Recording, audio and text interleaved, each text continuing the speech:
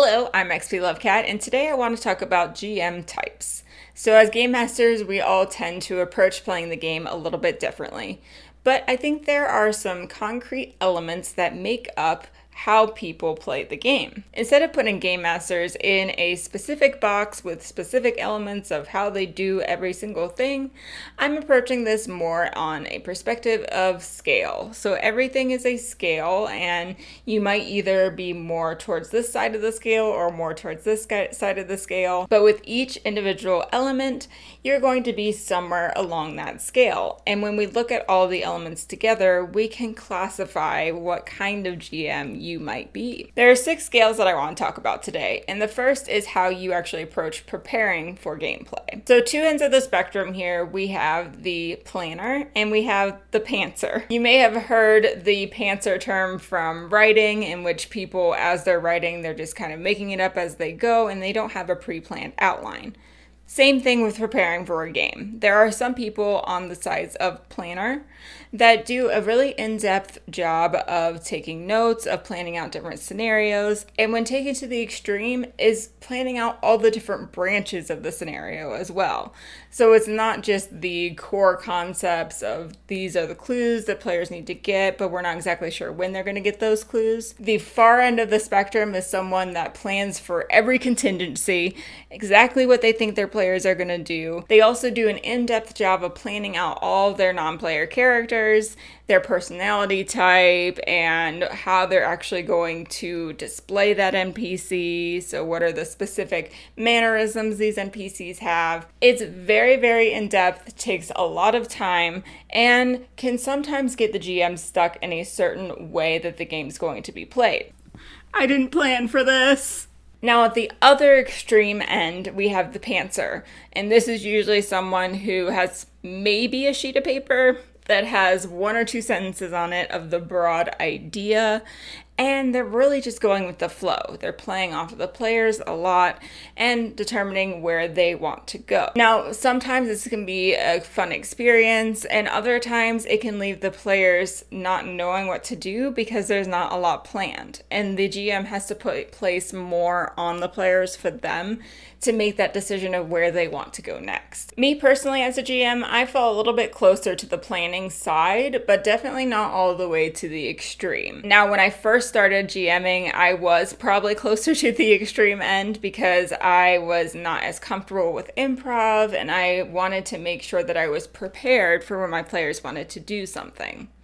I quickly learned that that was not an efficient use of my time. However, I still find myself closer to the planning side, but that doesn't mean that you're a bad GM if you're one of these 2 extremes. It just means that that is how you like to play, and as long as you find players who like that style, then you're good to go, and that applies for all of these elements that I'm going to talk about today. The next scale is railroading versus sandbox, and this tends to correlate with how you prepare for the game, but not always. So if you're a planner, there is likely a chance that you would be more inclined to railroad your players. And that means keeping them within the bounds of what you have already planned and what you already have prepared. Now, on the other end, if you're a pantser, you are more likely to have a sandbox type campaign where you're putting the onus on your players to really decide where they want to go and what they want to do. But they're not limited. They have the world available to them. They can travel wherever they want. They can do whatever they want. But that's not always the case. You could have a planner who is running a sandbox campaign that gives the freedom to their players, but they'll probably just feel maybe a little bit more uncomfortable if the players decide to go somewhere where they haven't had pre-planned already.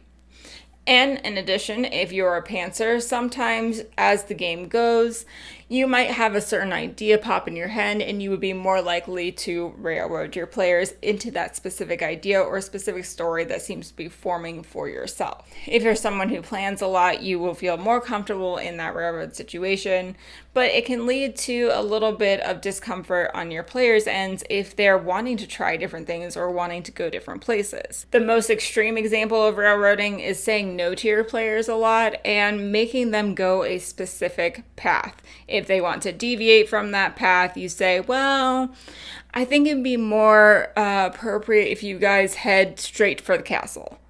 And really not giving them much of an option to do anything besides that. That can run into some problems with players not feeling like they have agency with their characters and that they're just following your story and they're not really getting to make the story as it goes along. On the other hand, sandboxing can leave players feeling lost and not knowing what to do and feeling like, well, I don't really know what to do, so I'm going to be disconnected from the game because I am kind of bored and don't have direction to do anything, or don't have appropriate clues to solve this mystery because it wasn't planned out beforehand and I don't know how to figure out what's going on. So after some long travel, you guys finally arrive in the city. Now what do you want to do?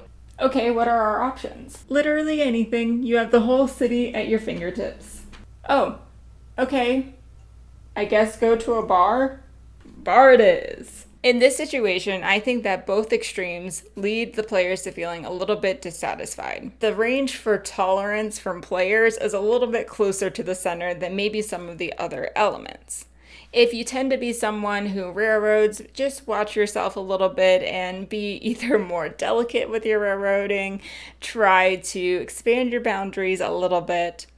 Or if you're someone who's sandboxing, maybe try to give them a little bit more direction or a little bit more hints if you feel that your players are being disconnected from the game or not engaged with what's going on. The next scale is in regards to rules, and the two extremes are either a rules lawyer or a rules ignorer. The rules lawyer is someone who's very comfortable with the rules, has probably spent a lot of time learning them, and is able to answer a lot of the rules questions at the table. However, if they don't know a rule, they're probably going to spend the time looking it up and making sure that they're playing the game exactly as intended. Now, this means that they tend to not use the rule of cool and no fudging dice either.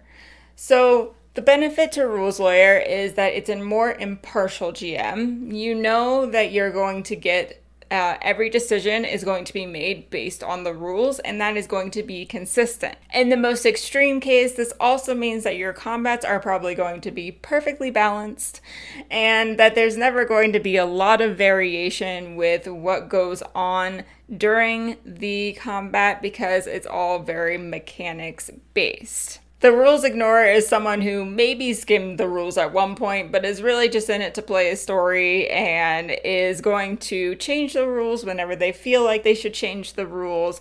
And you're probably not going to be getting a lot of consistency from this person. This scale in particular is important for you to understand what side of the spectrum you're on, because you're able to better find a group that's going to match your gameplay and a system that matches it as well. So people who tend to be rules ignorers are people who are going to gravitate more and fit better with systems that are rules light. And then people who are on the rules lawyer end of the spectrum that really loves the mechanics of a game is going to appreciate more crunchy systems and things that they can really dive into and learn the specific rules for. In addition, you'll want to make sure you have players that are similar to you. So if you're playing with a bunch of people that love to know the rules and love consistency, but you're a GM who is very fluffy with them and doesn't care, then that is going to be a mismatch in play style, and you're going to end up not having a good time because you're on two different ends of how the game should be played. The next scale is talking about how you approach your relationship with your players. One end of the spectrum is the villain GM, and the other end is the over-accommodating GM. Those that are the villain GM are people who feel like they're against the players. They're always out to overcome the players' plans. They're always out to put them in dangerous situations that are way above their level and ultimately probably kill the different PCs, put them in bad situations, and really go against everything that they're trying to accomplish at the table. The over-accommodating GM is someone who wants to make sure that the players are always happy with every decision and gets to do whatever they want, whenever they want, and will always say yes, and then it leads to some inconsistencies and people getting to take advantage of the rules and can end up getting a little bit messy. Speaking of which, if you find yourself having this problem, I have a video on when to say no to your players. Check it out, and that might help you get a little bit closer to the middle of this scale. Both of these extremes can lead to some issues at the table. The villain GM leads to the players trying to outwit the GM, and it becomes a competition between the two and a lot less collaborative, which in my opinion is the core of what a role-playing game should be. So I tend to not like playing with villain GMs. The other end of the spectrum just leads to a lot of mess at the table. Players don't know what to expect. They might like it at first because you're saying yes to everything and letting them do whatever they want. But as the game goes on, they're going to not really feel as challenged or feel like there's any pushback or collaboration. It's just them being able to do whatever they want. So this is another scale that I think has a tolerance that's closer to the middle for everyone to have a good time. The next scale is how you introduce new locations to your players or new elements and get them immersed in the game. We have two ends of the spectrum here, the narrator and the nondescript. The narrator is someone who tends to be more author-like, and it's their specific narrations and descriptions that are very lengthy, and they spend a lot of time putting effort into making those descriptions and want to make sure you hear every single word of it. You failed your roll? Well, that means you do trip over a rock in front of you. The rock is about rabbit sized and it's mostly smooth on the bottom. There's some dirt marks where it had been laying, but on the top it's a little bit jagged here and there. There's one little sharp point that sticks up on the top. It's mostly gray. The sides are very much rounded, but the gray is kind of dark and light here and there throughout, but for the most part it's just a pretty standard gray. So yeah, that's the rock that you tripped over. This style of GMing is less about actually reading the players and their interest level and more about making sure that they tell a good narration and a good description for every single thing and goes to the extreme end on being that person describing the scenes and the stories and taking over the narration. And on the other side is the nondescript GM. They basically say, "You've entered a tavern," or "You walk into a forest," or "There is a thing that's flying." Very nondescript, not very helpful, and not very good for actually getting your players immersed into the game. Now, I will say, if you tend to be on the nondescript end of the spectrum, something that would be really helpful for you is actually turning the narration over to the players.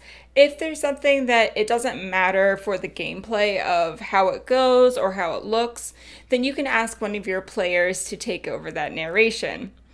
And this actually works for the other end of the spectrum too. If you're someone who tends to take over the whole thing and never stop talking about what the trees look like and the weather of that day and what river is flowing where, then you can ask another player to take over that narration, get them more involved, and make it so they're creating this world with you instead of you creating it forcefully for them. The last scale is how you play your NPCs. One end is the performer or actor, and the other end is flavorless. The actor is someone who they are there to make sure that all the players are watching them act out these different NPCs and try out all the different accents and expand their repertoire, being able to play different character types, all for the benefit of the players getting to watch them do this incredible feat.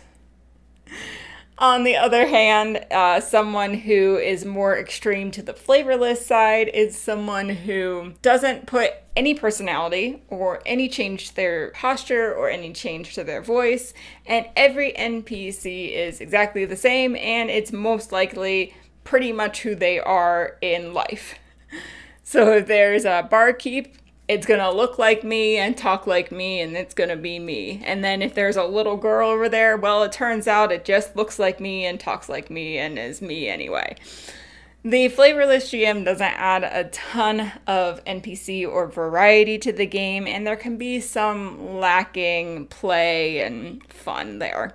On the other side, the actor usually takes the spotlight way too much for the GM themselves and can detract from the actual gameplay and moving the forward story. So this isn't to say you can't play RPGs if you are an actor in real life. It just means that you have to learn how to share the spotlight, and it's not always about you playing the best NPC, but playing them in a fun way and making sure the players are getting a good amount of role play back and forth as well. This scale, for me, I've experienced that I started more on the flavorless end because that was my comfort zone.